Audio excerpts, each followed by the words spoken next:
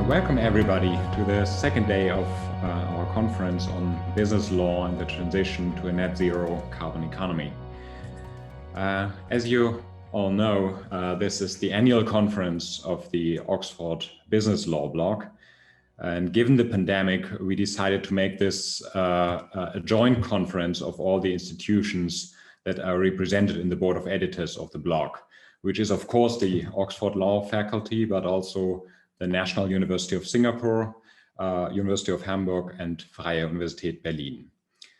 Finally, we also managed to get the European Corporate Governance Institute on board, which has been tremendously supportive and generous in co-organizing and advertising this event. Oxford already delivered a fabulous first day, so today we are moving on to Germany, virtually speaking, with Georg Ringe from Hamburg University and myself from Freie Universität Berlin. Tomorrow it will be Umakant Farotil's turn at the National University of Singapore to host the third and last part of the conference. So today what we wanted to do is focus on the role of investors. We know that ESG investing has gained enormously in importance, but there's still one concern, which is that when climate conscious investors divest from brown industry and put more capital into greener business, they might just make room for less responsible investors. And the question then is how, in which ways can green investors best promote a net zero carbon economy?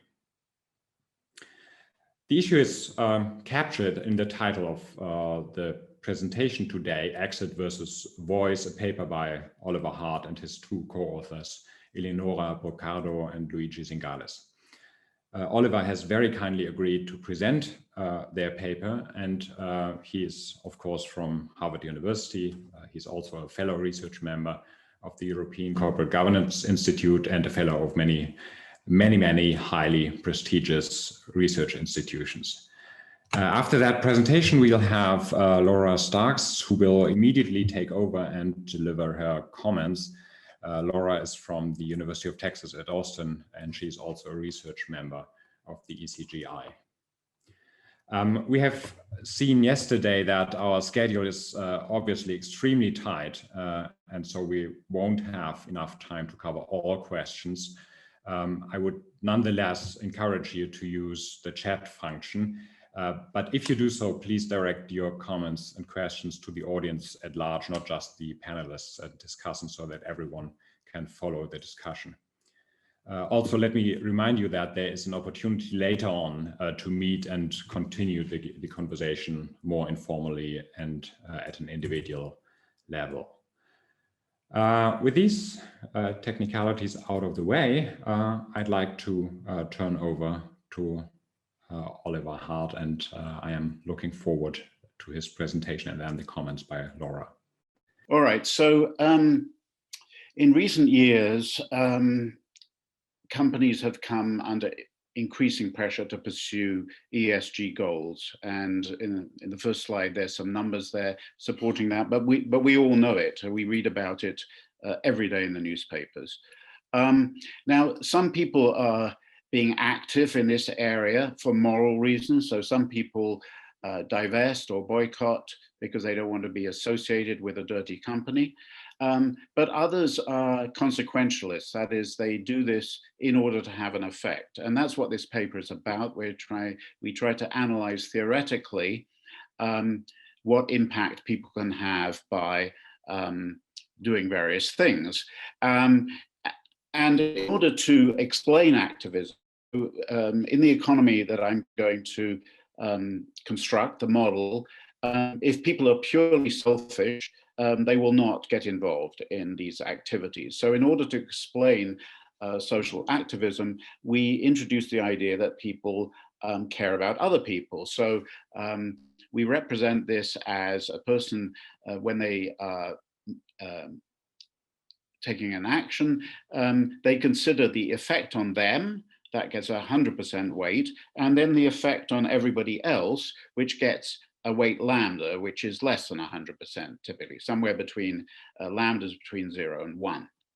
Now, what we do is we compare two alternative strategies for having an impact.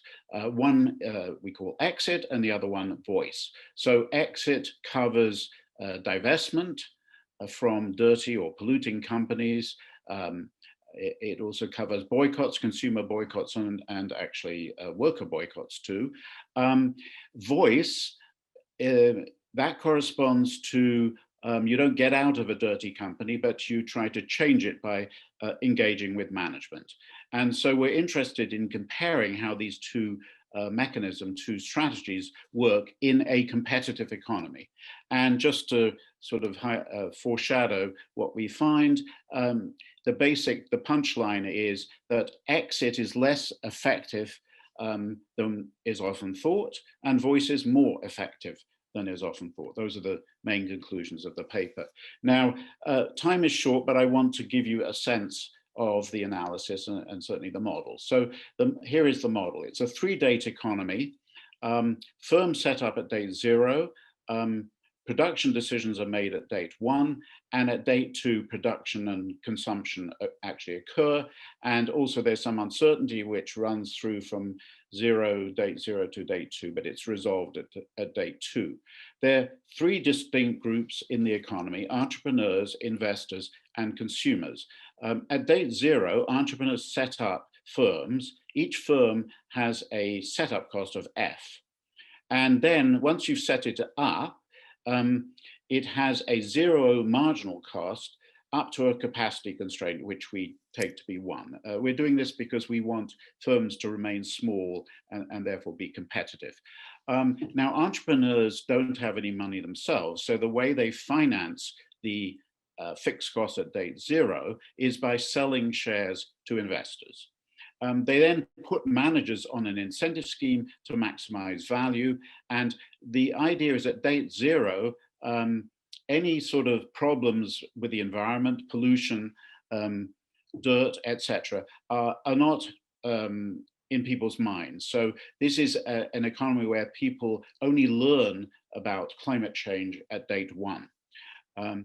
And we're interested, as I said, in a competitive free entry equilibrium of this economy. So there are potentially many entrepreneurs that can set up firms. Now, on the consumer side and the investor side, the basic economy has one of each: one consumer, one investor. The consumer has a quadratic utility function, a constant marginal utility of money, and that leads to a linear demand curve, P equals rho minus tau Q. Now, if n firms set up at date 0, then at date 1, so just to recall, you set up the firms at date 0, you make the production decisions at date 1, and then production actually occurs at date 2. Once a firm is set up, because it has 0 marginal cost up to the capacity constraint, that means it's always, under perfect computation, going to operate at the capacity constraint. So each of the n firms will produce 1 unit, and so total supply is n. And we've just said what demand is. And so set Q equals n, and you get the price at date 2 of the good as a function of the number of firms that set up at date 0. Now, we can look at the profit of each firm. They're each supplying 1 unit, so their revenue is P. But we also assume that there's a random fixed cost whose expected value is 0. And so that each firm's profit is uncertain. And this is actually an aggregate shock. And that means that profits are a random variable, rho minus tau n minus epsilon. The reason for this is we want the single investor not to be willing to take on, to buy too many firms or too many shares, because they'd be taking on too much risk. So the way we model the investor is the investor has constant absolute risk aversion, and the alternative to buying firms at date 0, remember the entrepreneurs are selling shares to this investor. The alternative is a riskless asset with a 0 interest rate. Now, in a free entry equilibrium, the market value of each firm must be F, the setup cost. Otherwise, either firms would enter or they would exit. So putting all these things together, we find that, and it's important here that the investors are only willing to take on so much risk, we get a formula for the equilibrium number of firms, and it's given at the bottom of that slide. So that's the free entry equilibrium in a world where people do not anticipate any pollution at date zero. Now, one thing about this economy, which stares us in the face, is it's not competitive because there's only one investor, one consumer. Because competition is important, we are interested in a small investor divesting, not someone who owns the whole stock market divesting. So in order to make it competitive, we replicate this economy. So in the replica economy, there are our investors instead of one, our consumers instead of one, and so on. And everything just expands. The equilibrium number of firms becomes NR. But one important thing is that we will now assume that each investor is fully diversified. So we have each investor, there are lots of firms now, lots of investors, lots of consumers. Each investor spreads their wealth across all the firms. And that could be because they're idiosyncratic shocks as well as the common shock I've talked about. Okay, now we arrive at date one and we learn the bad news about climate change. Now, the way we model this is that operating with the existing technology, which I will now call dirty, each firm produces harm, H, which is positive. We assume this harm is spread over the whole population, so like over 7 billion people. And so the harm that any one person experiences from any single firm is negligible, okay? There's an important thing there, which is that each firm can get rid of this harm by becoming clean, and that costs delta. So you can pay delta to avoid this harm, and that's a key choice that we are going to be analyzing. So firms can become clean. Now, we start with the first best. This is the benchmark. Imagine that a benevolent planner took over the economy. What would they do? Well, in this world, it's actually very simple.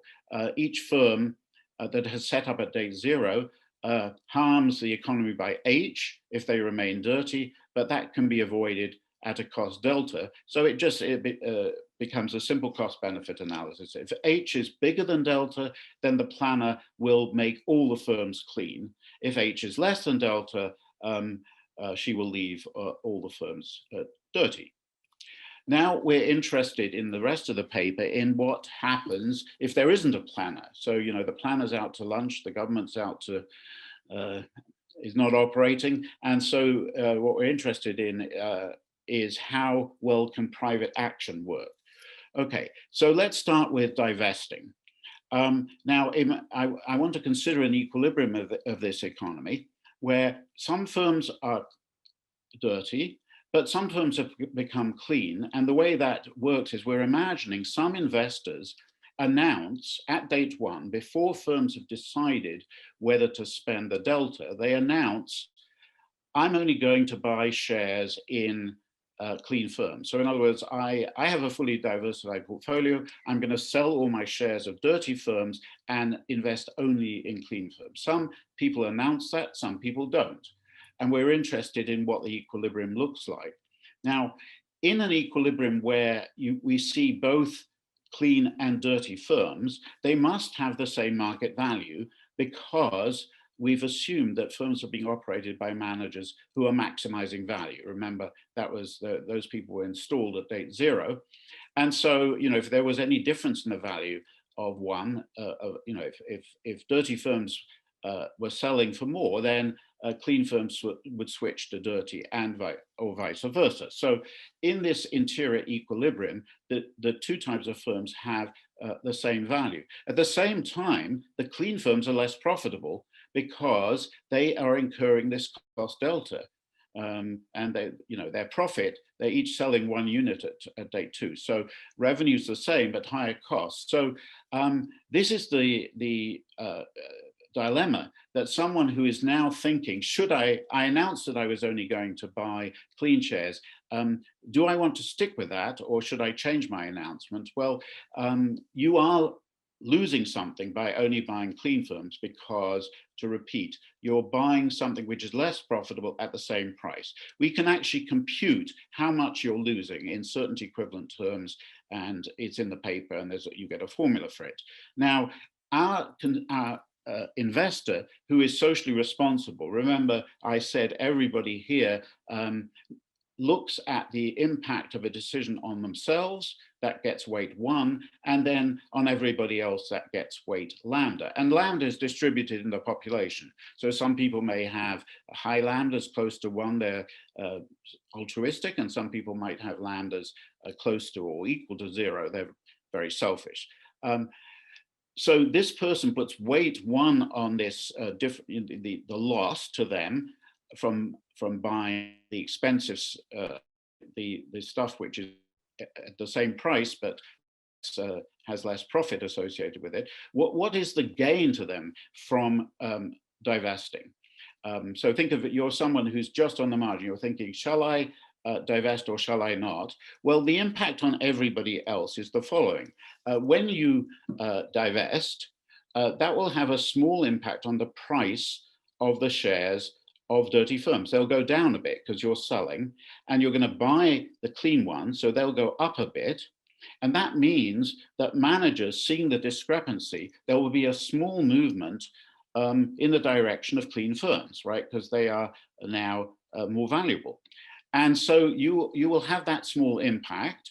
Now, that effect, first of all, the price effect will impact other investors, right? You'll have a small change in the relative price of these two companies, and that will affect other investors. But it turns out that's a second order effect because they're optimizing. This is the envelope theorem. You know, it's the usual idea that pecuniary externalities don't matter in a complete markets economy, which this is. There's no impact on consumers of your actions because as firms switch from dirty to clean, it doesn't affect the fact that they're all supplying 1 unit at date 2, right? Because of this 0 marginal cost up to the capacity constraint of 1. So it doesn't matter what type of firm you are. You always supply 1 unit. So the impact on price will be 0 of any change in the mix. And so the only effect that matters on everybody else is the impact on the environment. And as you nudge a firm to become cleaner because of the price effect, that means that the environmental harm will be reduced by H times the number of firms that switch.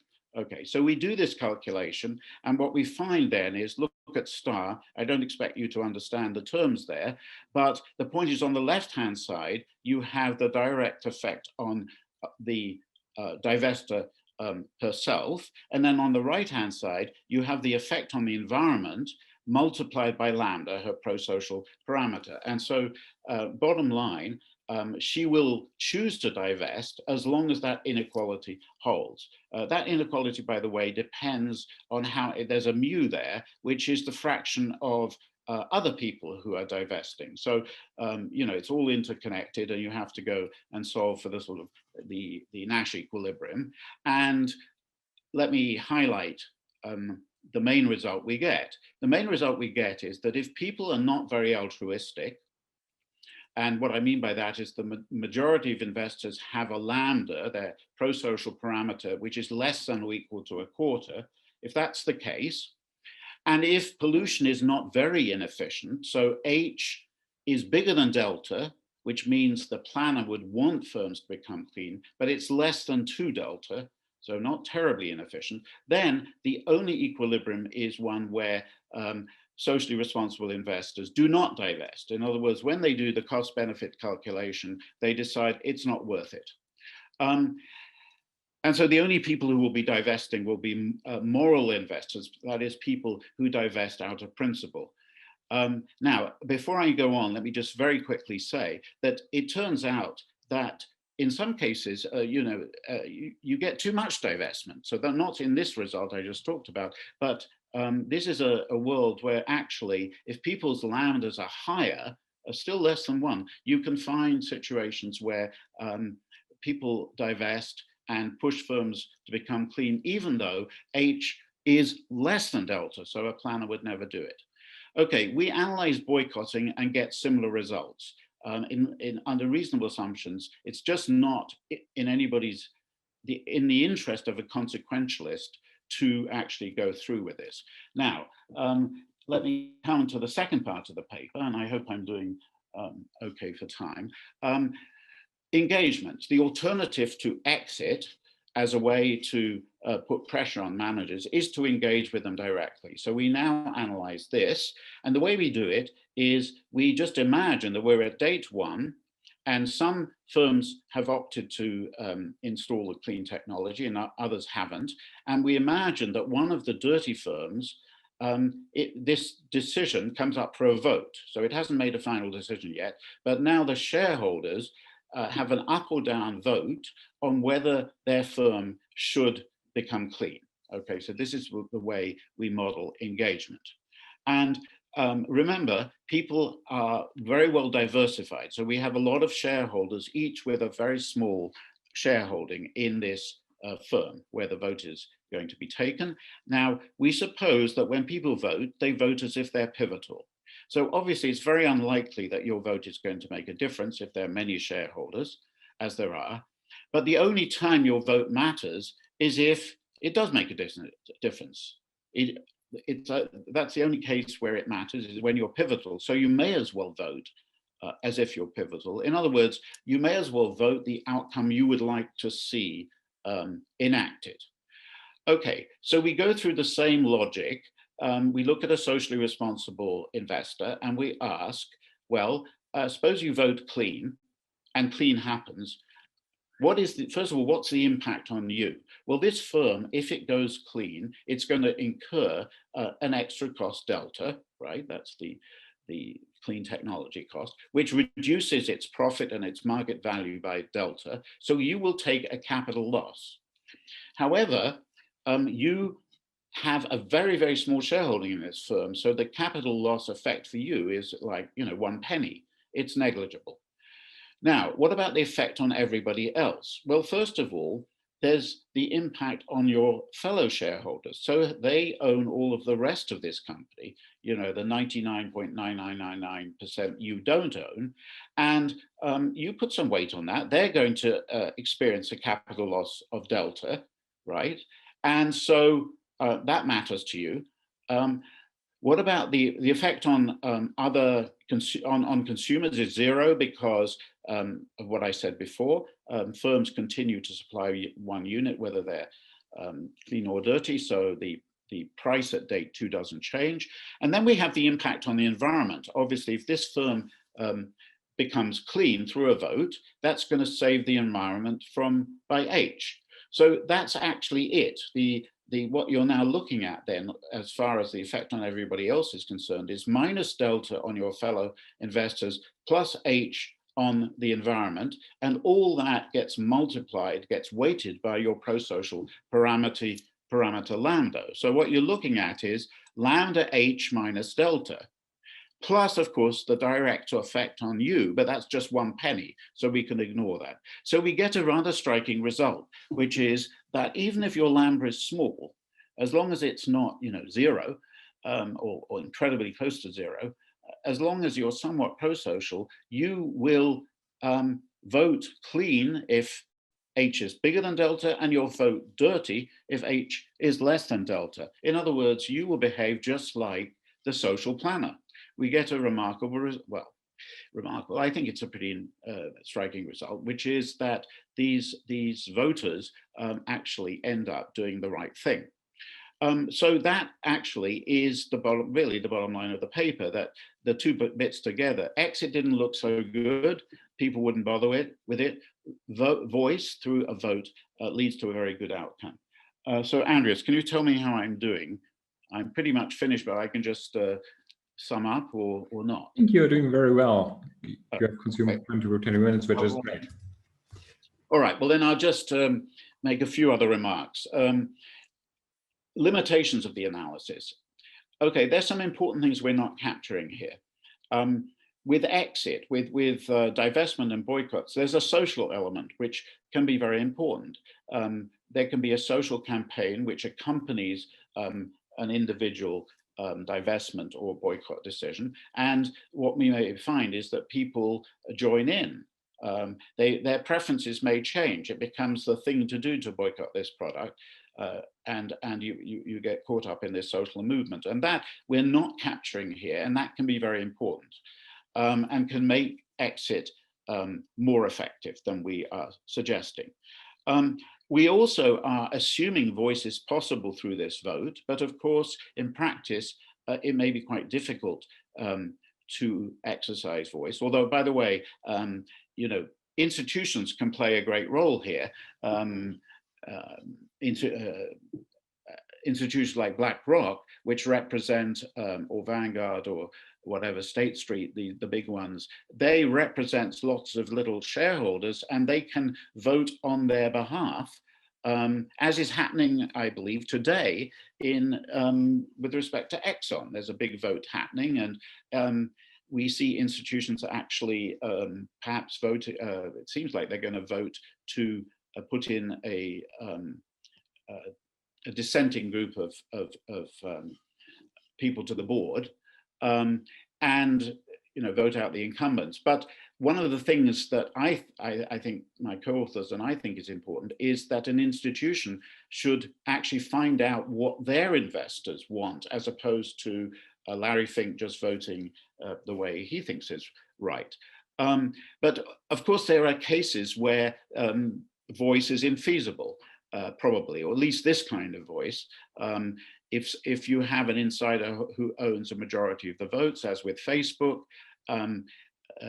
shareholder action is not going to achieve much. In contrast, consumer or worker action, boycotts could achieve much more, or a company may be private. And so there are cases where voice isn't going to work. But I think what I would like to argue is that we should give voice a chance when we can, by not restricting it the way it has been done in the US, although there's some signs of change there.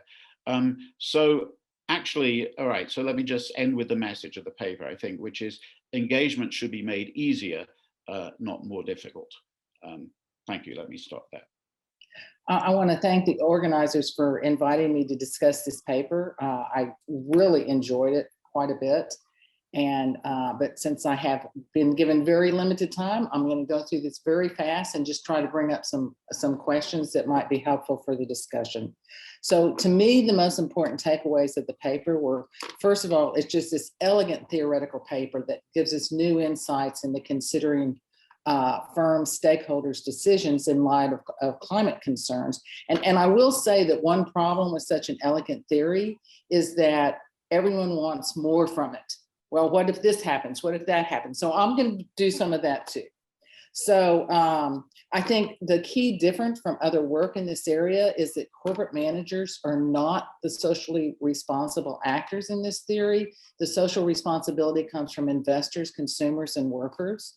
And the authors propose socially responsible consequentialist investors are different from the traditional moral ethical investors, although they both types have non-pecuniary preferences that guide their investment decisions. But I think this difference is important in thinking about it. And I think, this one sentence out of the paper, I think really reflects it, which is most investors are not morally against companies, that have emissions. They would just like these companies to emit less of it.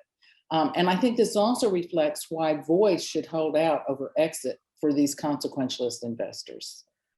Also, this perspective of the socially responsible consequentialist investor is in terms of exit versus voice is very novel, because usually the previous work in the area has looked at financial investors that are focused on governance and considered exit versus voice in this theory.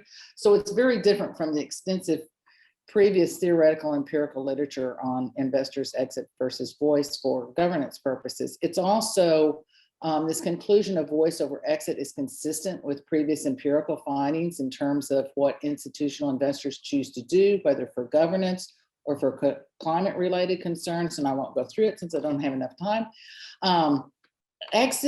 These are the questions that I have time to ask. Exit versus voice is complicated. Could theory capture the key dimensions? What about the cost of exit for climate change reasons? Voting is a key way for shareholders to use voice. But are the mutual funds that the authors propose as the actors in voice really the actors? I think of them more as being reactors. This is a very US-centric theory. Outside of the US, are governments more efficient at dealing with externalities than are investors? And then how should we think about worker boycotts in the traditional sense versus recruitment and retention? And again, as I said, the wanting more from the theory, the authors focus on climate change, but what can we learn about some of the social issues which have wide-ranging effects, such as tobacco? So, exit versus voice is complicated. Could these key dimensions be incorporated? Because higher stock liquidity, people have found both ways. It either encourages exit or encourages voice. The same with investor horizon. And then investor size has Oliver himself has a famous paper that talks about the importance of investor size with intervention. Okay, so the cost of exit for climate change issues is one that I think the authors ought to think about more when they're looking broader rather than at the single, because they assume the cost of divestment is infinitesimal to the single investor, which may be the case when you're divesting one firm. But people are talking about investing in entire industry. So for example, the Oxford Endowment has said that they will divest from fossil fuels. And along with Cambridge and others, it was, since this is an Oxford conference, but Bessenbinder has estimated the cost over 20 years of divestment from the fossil fuel industry would be between 2 and 12% of an endowment's portfolio value. I should point out in full disclosure that his paper was sponsored by the American Petroleum Institute. Okay, so shareholder voting has become increasingly important, and as Oliver pointed out, today, ironically, is the meeting at ExxonMobil. There's also the annual meeting for Chevron, Facebook, Amazon, and BlackRock, all of which have some important shareholder proposals today.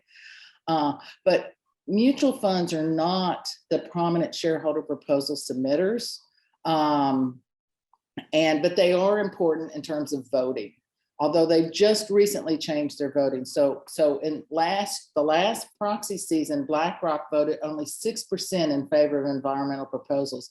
This year, they voted 91%. And this may get to what Oliver was talking about in terms of paying more attention to what their underlying investors want.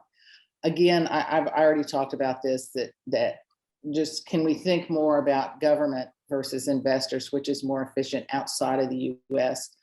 Worker boycotts, the authors say worker boycotts would be similar to consumer boycotts, and they're not very successful in influencing change.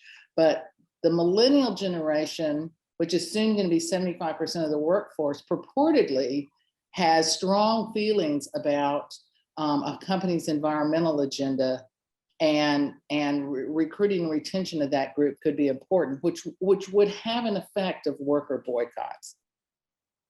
Okay, here's my final question then. Who are the socially responsible consequentialists? And admittedly, this is a survey of institutional investors, but when you look at institutional investors, the top 7 motivations to incorporate climate risk into their investment process doesn't have a lot of consequentialist type reasoning. In fact, a lot of it was actually had to do with financial reasoning. So just, I would like to understand more who the socially responsible consequentialists are. Overall, I think this is just an elegant theory on a highly important topic. I learned a lot from reading the paper. There's so many valuable insights embedded in the paper. I love the way the authors explain everything throughout the paper. I think the theory has the capacity to allow for even more issues for the authors to consider, but that would be in a new paper. So thank you. First, thank you very much, Laura. That was very helpful, useful, interesting discussion. I just want to very quickly say, you said the cost of divestment is infinitesimal. That isn't. We did not. That's not a feature of our paper. The cost of divestment is that difference in certainty equivalent. The fact that in the model you're buying stuff at the same price, which is less profitable because the delta is incurred. So there's a definite loss from divesting. So that's just a clarification. But on the other things, let me just pick one thing, which is what you were saying at the end, which is this whole idea of, I think, universal owners. You know, some people are saying we need, let's take Exxon. Some people, the engine number one, which is behind all this activism with Exxon, they are, I think, talking, it's not clear to me, are they talking about the fact that the current strategy of Exxon is unprofitable, you know, doubling down on oil? Is that what they are saying? Or are they saying the current strategy is socially irresponsible? It's because of the externality, and that's why we have to change it. And I think the answer is we just don't know, and people are very unwilling you know, on Wall Street to actually say we're doing this because it's socially the correct thing to do, rather than we're doing this because it's the profitable thing to do. They never admit it, or you know, so it's hard for an analyst, you know, for someone like us, an academic, to figure out what their motivation is.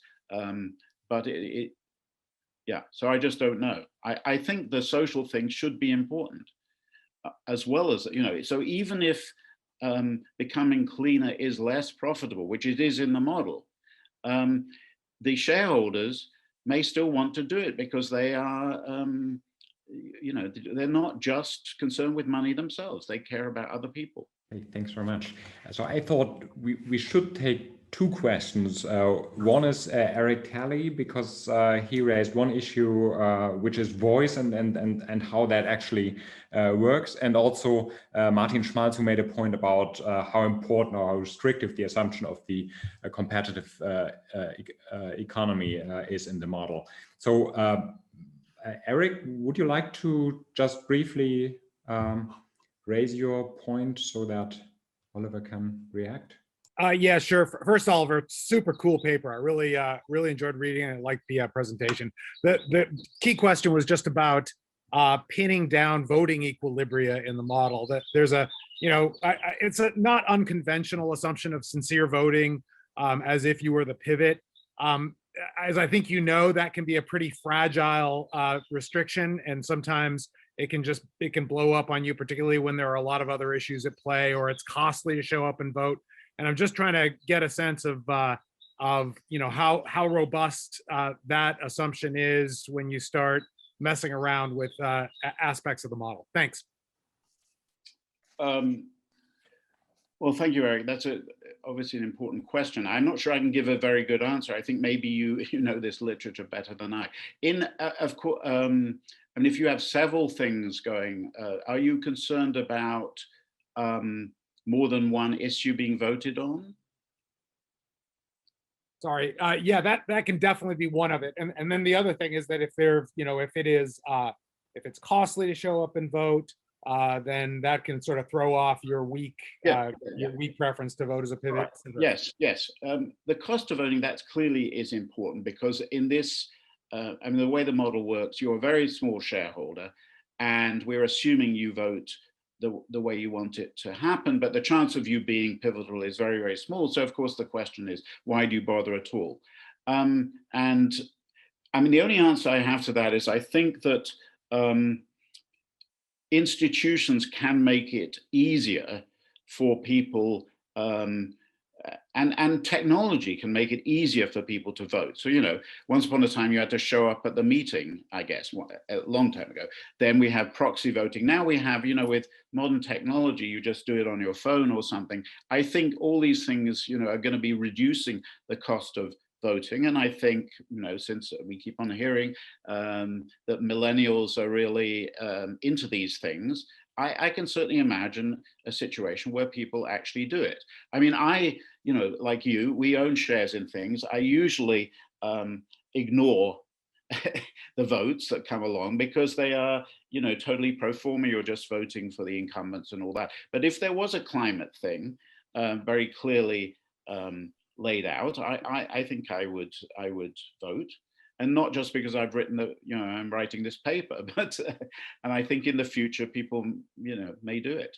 Or, by the way, sorry, one other thing here's another way it could work, which is that an institution could say, we are going to be pushing companies to become cleaner. We're going to be pushing them to do, a number of things, including, not just climate change, but other things. These are the things we care about. If you agree, if you care about them as well, put your money with us. And then the little guys are just delegating the decision to somebody bigger.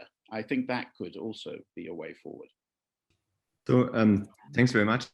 Also, Oliver, thanks for the fantastic presentation and the cool paper. I think Madison Condon had the same question. I was just wondering in how far what will happen when the firms, so when competition is not perfect, but when there's imperfect competition as well, so strategic interactions between firms. And perhaps relatedly also to Eric's question, what happens when you have large shareholders, right? So the assumption that you'll just sincerely vote, that probably goes out of the window, or it becomes harder to justify. But also the economic analysis will change now, because now voting for the clean technology actually does have a perceptible dollar cost on your own. So I just wondered in how far you have already thought in the direction of what happens when these two assumptions of small firms and small shareholders might not be met.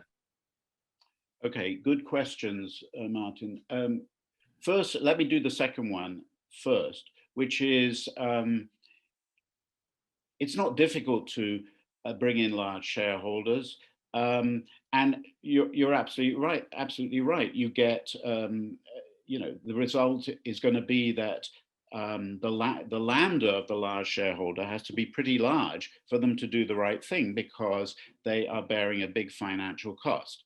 So actually, one of the things that comes out of this analysis is that large shareholders may not be so wonderful. We're used to the idea from the more traditional corporate governance literature that large shareholders are good because they keep managers in check, and agency problems go down. But from this point of view, it's the other way around. The other thing, dropping perfect competition, we did actually, in the first version of this paper, have an appendix where we looked at the case of a monopolist and some consumers who might boycott. And to be honest, I can't remember it very well, because we decided to drop it because our feeling was that to do imperfect competition, we can't just add a few equations to the existing paper. It has to be a different paper, and we haven't thought that deeply about it. But I would say one thing, which is when you have a large company, I think workers may, particularly if it's the kind of company like Facebook or Google, then, and this relates to one of the things Laura was saying, worker action probably there can be more effective. I mean, if it turns out that the workers of Google hate something that Google is doing, Google may well pay attention to that. And I think that's something which is not very well captured in the current model, but is definitely worth analyzing.